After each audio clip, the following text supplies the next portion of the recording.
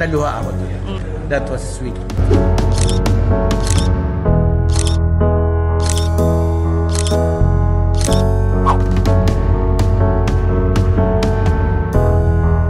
Wala na yatang hihigit pa sa kasiyahang nadarama ni Dennis Padilla.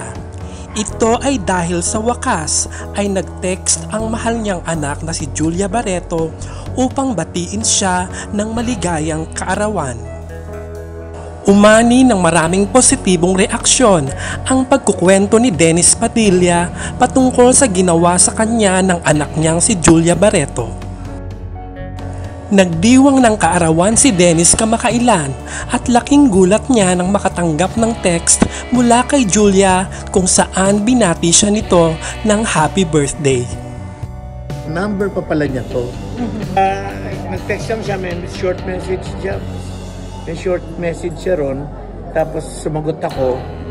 Tapos meron din ako short message. Tapos yung short message ko, ang sinagot niya sa akin, icon ng heart. So, ang sinagot ko, dahil sa maikling mensahe ng pagbati ni Julia ay parang hinaplos ang kanyang puso at di na malaya na tumutulo na pala ang kanyang luha. Naluha ako doon. That was sweet.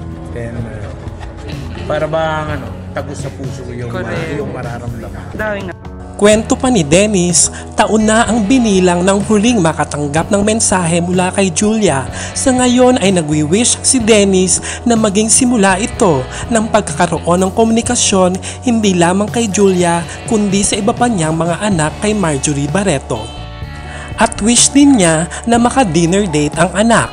I was so happy and ayaw makapag-dinner or lunch kami soon.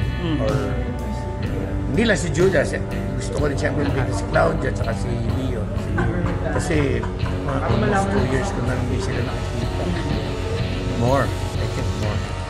Samantala ay positibo rin ang reaksyon ni Dennis sa boyfriend ni Julia na si Gerald Anderson at wala siyang ibang hiling kay Gerald kundi mahalin at alagaang mabuti ang kanyang anak na si Julia.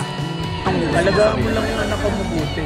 Mahal ka niya kaya alagaan mo yung anak ko.